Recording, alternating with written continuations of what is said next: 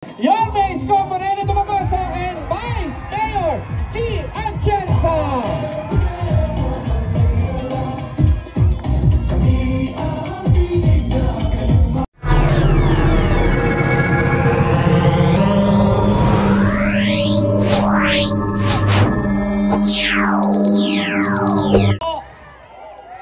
Maraming salamat sa Diyos at sa inyong lahat.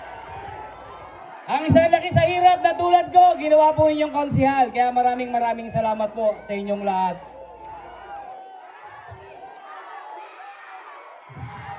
Yung mga kamag-anak ko, huwag kayong maingay, baka halata tayo. Kasi sila kayo, puro kamag-anak ko to. Yun po. Sino po sa inyo ang nakaranas na lumapit sa mga konsihal, lalo na panahon ng walang eleksyon, at ang sabi sa inyo nung pagpunta mo sa opisina nila, ang sabi ay, balikan mo na lang.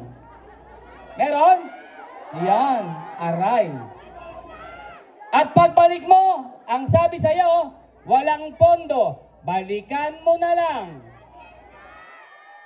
Sa ikatlo, wala si konsihal, balikan mo na lang.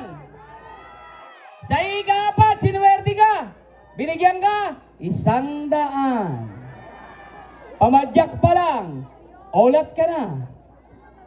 Pero nang binigyan nyo akong pagkakataon, naka-short, naka-chinelas lang ako. Pagpunta mo sa opisina ko, bukas ihahatid sa bahay ninyo.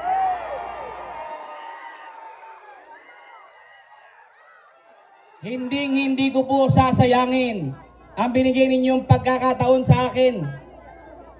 Kasi gusto ko darating ang panahon, yung anak katapo ninyo, pwede ring maging leader ng distrito natin. Kung pwede kay Awisia, bakit hindi pwede sa anak katapo ninyo? Pwede rin po. Nagawa nyo na sa akin eh. Kaya nga po, ginagalingan ko eh.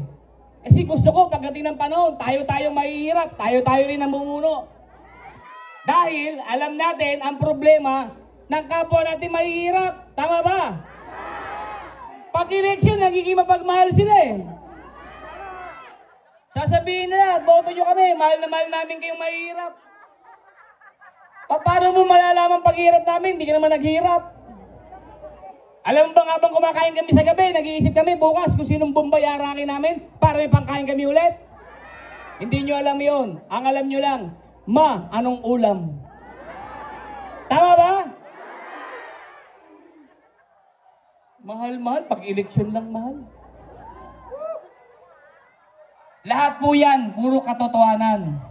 Ang sinasabi lang natin dito, real talk lang po tayo.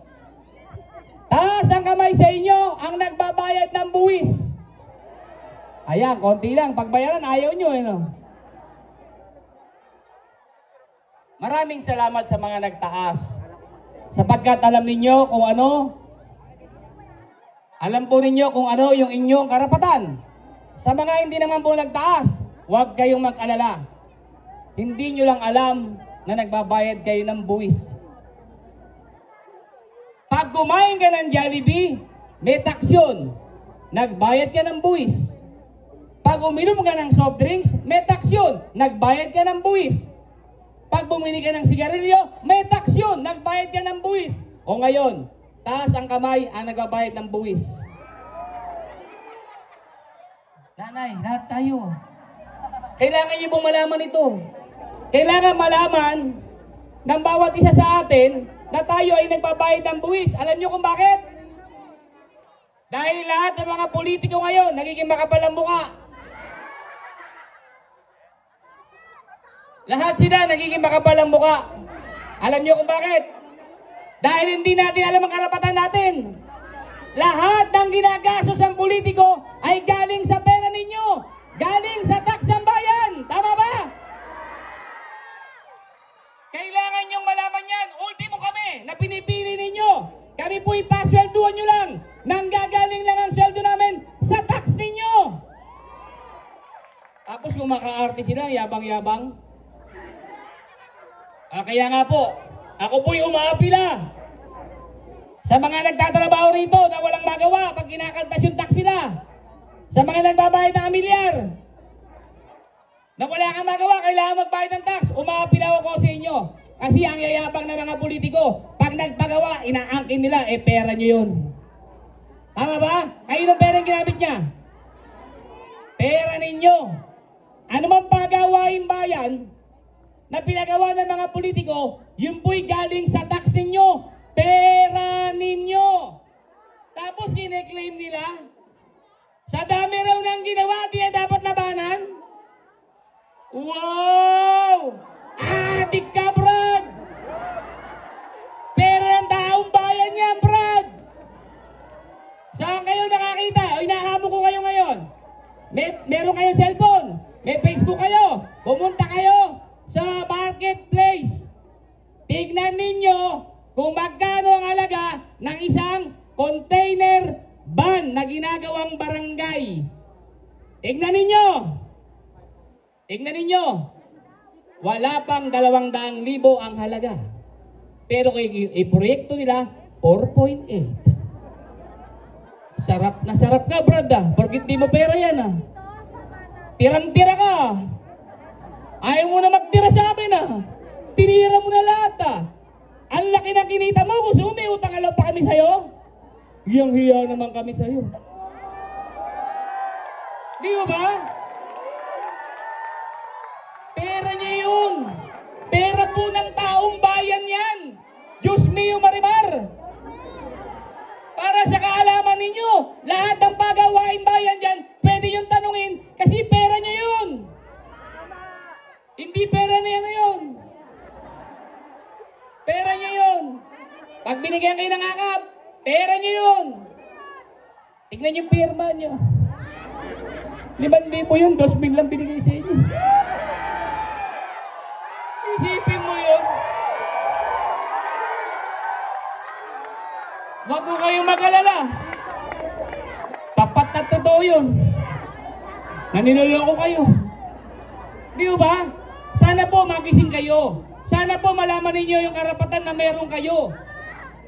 Karapatan ninyong siyasatin lahat ng ipinagagawang pagawaing bayan. Dahil pera po ninyo yun.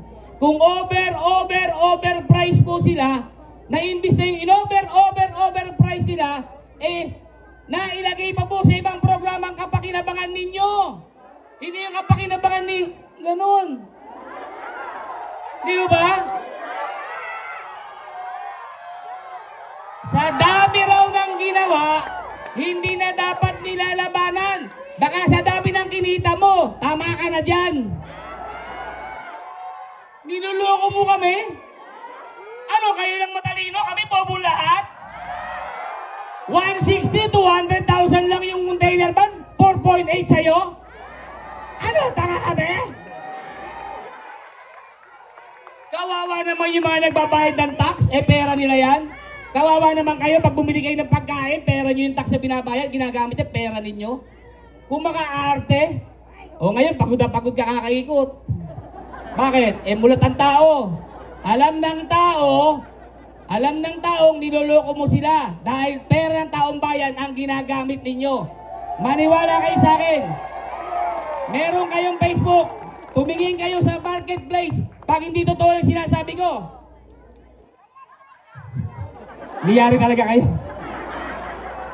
Kaya po, mga kapitbahay, mga kalugar, pumili tayo ng tamang leader. Yung leader na ang tinitignan, yung pinakamahirap niyang kapitbahay o malasakit sa kapitbahay o kapakinabangan ng pinakamahirap mong kapitbahay. Hindi kapakinabangan ng mga politiko. Maraming salamat sa inyo. Magandang gabi. Manila! Time!